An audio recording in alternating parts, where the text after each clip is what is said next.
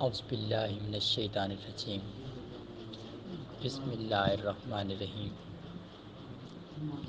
اللہ کریم کے مقدس اور بابرکت نام سے شروع، جو بڑا مہربان نہایت رحم والا ہے۔ خالق جہان کا، مالک جہان کا، ہر چیز کو بنانے والا ہے، ہر چیز پر اپنی کارسازی رکھنے والا ہے۔ دعا ہے اس کریم ذات سے ہم سب کی حاضری اپنی بارگاہ میں قبول و منظور فرمائے،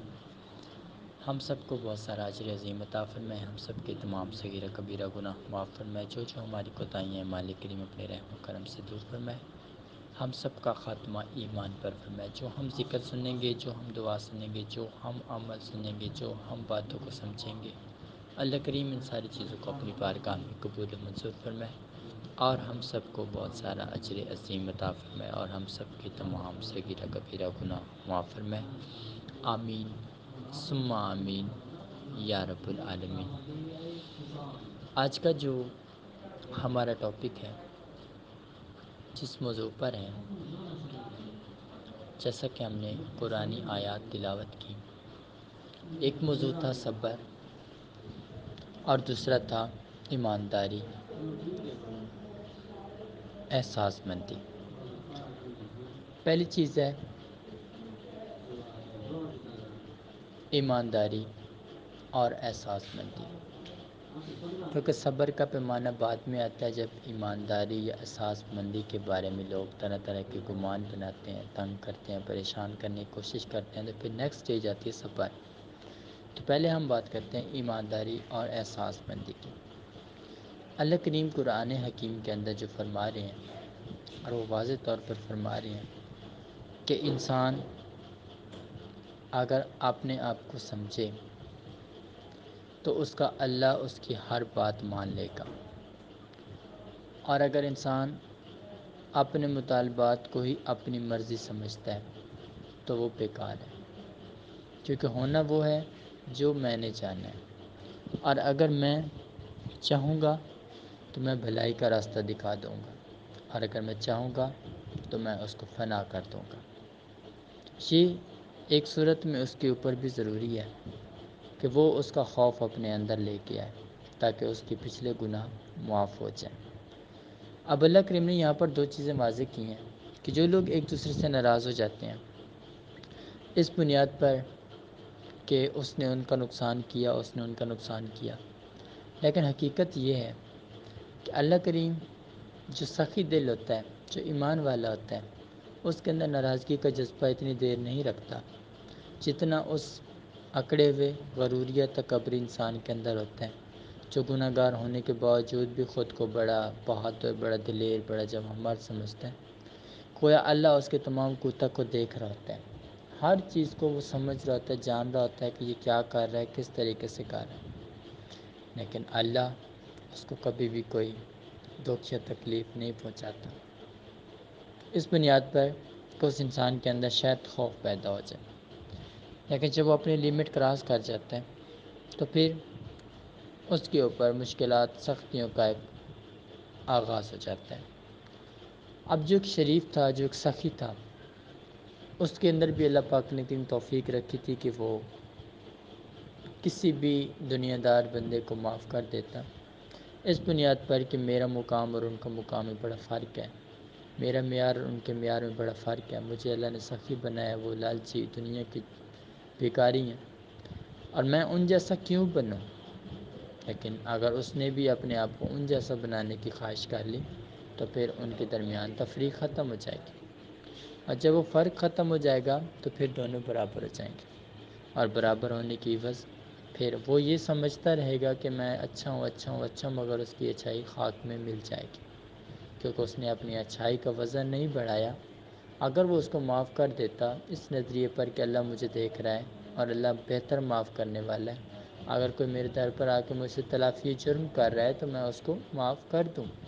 مگر اس نے نہیں کیا، تو اللہ کریم نے قرآن پاک میں فرمایا کہ جب کوئی ناراض ہو جائے تو ان کو ضرور منانے میں ان کو سپورٹ کرو، ایک دوسرے کو راضی کرنے میں ایک دوسرے کا ساتھ دو،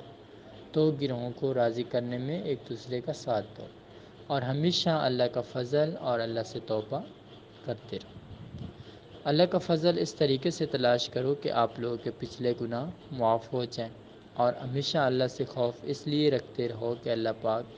ہر چیز پر قادر ہے اور وہ ایک پل میں کچھ کا کچھ بھی کر سکتا ہے، سارے اختیارات کا مالک وہ ہے۔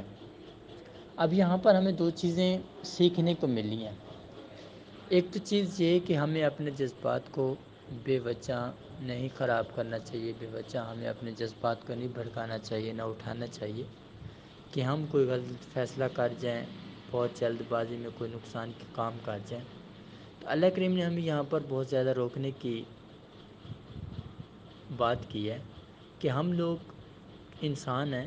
اور ہم کوئی فرشتہ نہیں ہیں، کسی بھی ٹائم ہم کسی دکھ درد میں سمٹ سکتے ہیں۔ تو ہمیں چاہیے ہوتا ہے کہ ہم ہمیشہ اس کی بندگی اس طریقے سے کریں کہ کبھی بھی وہ ہم سے خفا نہ ہو۔ اور اگر ہم ان باتوں کو سمجھنے کی کوشش نہیں کرتے تو گویا ہم نے قرآن پاک کی آیات کا انکار کیا۔ جب ہم قرآن پاک کی آیات کا انکار کر لیں گے تو پھر ہمارے لیے راستے مشکل ہوتے جائیں گے اور دکھ درد ہمارے بڑھتے جائیں گے اور سکون کے راستے بند ہوتے جائیں گے۔ اب جو اگلی سٹیٹمنٹ ہم نے دیکھی اس کے اندر اللہ کریم نے فرمایا کہ صبر کرو، بے شک اللہ صبر کرنے والوں کے ساتھ ہے، اور یہ بھی کہا کہ دشمن کا مقابلہ بھی کرتے رہو مگر گرو مت، اور پھر یہ بھی کہا کہ میرے دین کی حفاظت بھی کرتے رہو۔ اب یہاں پر ہمیں دو چیزیں سمجھنے کو دی گئی ہیں۔ پہلی چیز کہ جب بات دین پر آ جائے تو ہمیں کھڑا ہونا ہے، ہمیں اپنی آواز بلند کرنی ہے، ہمیں حق کا ساتھ دینا ہے، چاہے جو بھی ہو جائے، ہمارا سر کٹ جائے، چاہے ہمارا دھڑ کٹ جائے، چاہے ہمارا گھر لوٹ جائے، کچھ بھی ہمارا ہو جائے، لیکن ہم نے حق کا ساتھ دینا ہے کیونکہ اللہ نے اپنا احکام جاری کر دیا ہے۔ پھر دوسری سائڈ پہ اللہ کریم نے کہا کہ صبر بھی ساتھ کرنا ہے۔ صبر کرنے کا مطلب اس نے یہ کہا ہے کہ اگر آپ لوگوں کے گھر کے اندر مشکلات یا تکالیف آ بھی پڑتی ہیں تو کبھی بھی وہاں پر رونا چیخنے چلانے والا کام نہیں کرنا، بلکہ اس کی ذات پر استقامت رکھنی ہے اور اپنے اعمال کو ضائع نہیں کرنا۔ اب یہاں پر کیا ہوتا ہے کہ ہم لوگ خود اپنی غلطیوں کو کرنے کے باوجود رو رہے ہوتے ہیں کہ ہم سے غلطی، وہ اس کا بھی ہمیں احساس نہیں ہوتا کہ ہم سے غلطی ہوئی، ہم بس یہ چاہ رہے تھے میری وہ چیز چھن گئی، میرا وہ چیز چھن گئی، میری وہ چیز چھن گئی۔ گویا یہ صرف جھوٹ اور مکار کی باتیں ہیں، یہ صرف ہم دنیا داری کی حرص کی خاطر سب کچھ کر سکتے ہیں، مگر اللہ ہمارے ہر کوتک سے واقف ہے،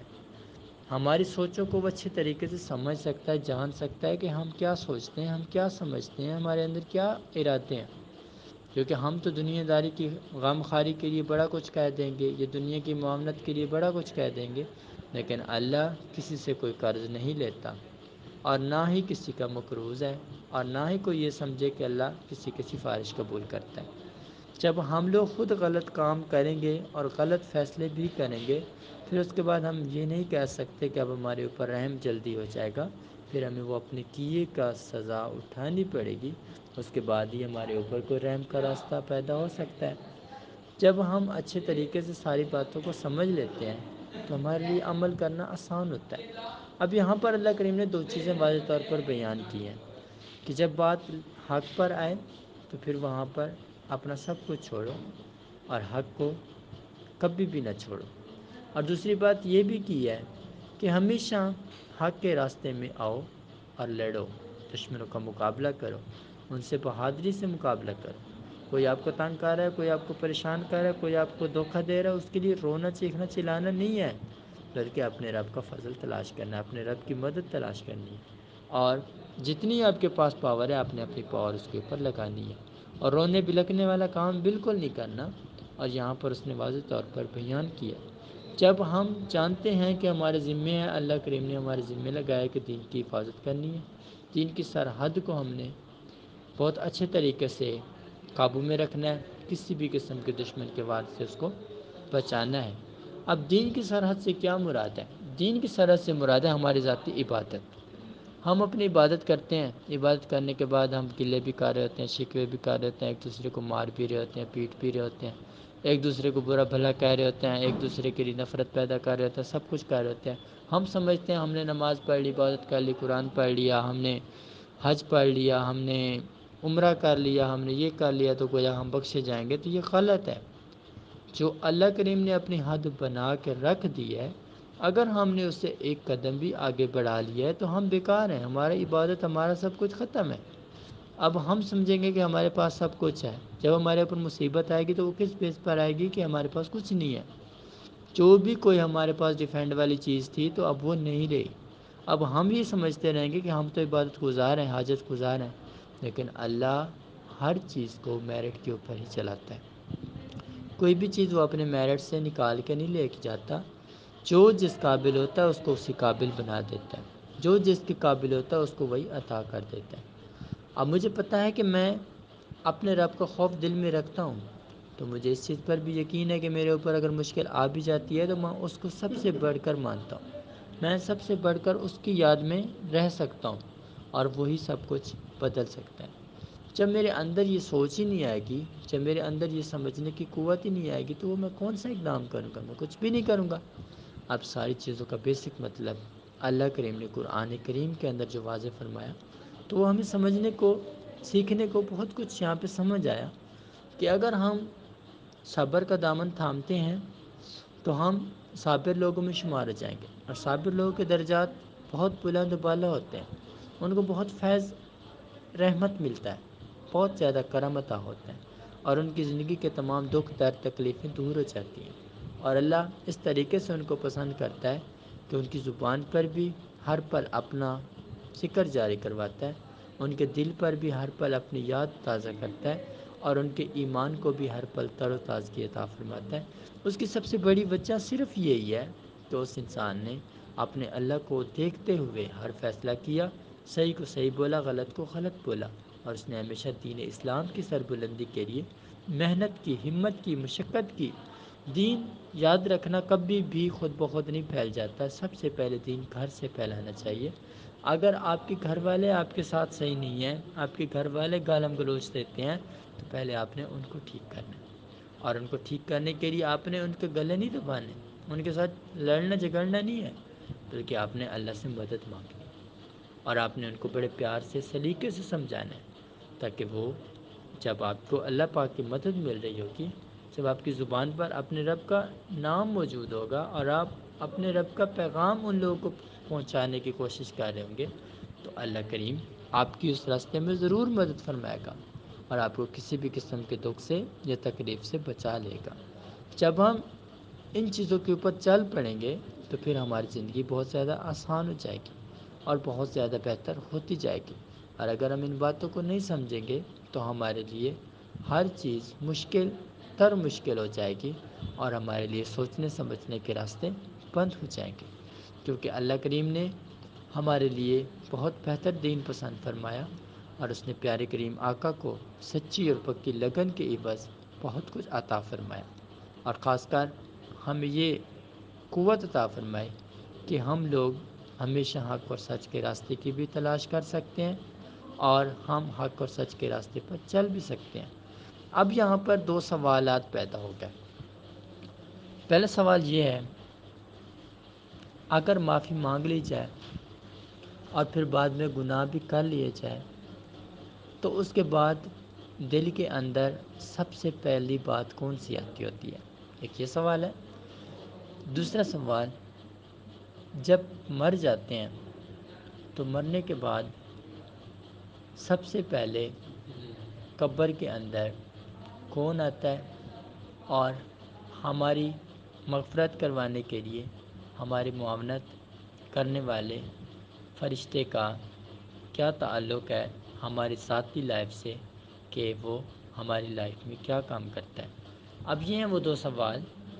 جن کو آپ لوگوں نے سمجھنا ہے، اور سمجھ کر ان کا بہتر طریقے سے جواب دینا ہے۔ جب آپ ان کو تھوڑا ڈیپلی سمجھیں گے تو آپ کے ذہن کے اندر بہت ساری چیزیں پیدا ہو جائیں گی، اور آپ ان چیزوں کو جس طریقے سے ایکسپلین کرنے کی کوشش کریں گے تو بہت زیادہ آپ کے لیے صحیح طریقے سے اس کو سمجھنا اور اس کے اوپر عمل کرنا آسان ہو جائے گا۔ تو یہ تھا ہمارا لیکچر جو آپ لوگوں کی خدمت میں پیش کیا گیا۔ اللہ کریم آپ سب کو ان باتوں کو سمجھنے کی اور ان پر عمل کرنے کی توفیق عطا فرمائے، اور ہمیشہ حق اور سچ کے راستے کے اوپر راغب فرمائے، اور ہمیشہ آپ کو دین اسلام کی سربلندی کے لیے کوشاں رہنے کی توفیق عطا فرمائے، اور ہمیشہ ہم سب کا خاتمہ ایمان پر فرمائے۔ آمین ثم آمین یا رب العالمین، جزاک اللہ۔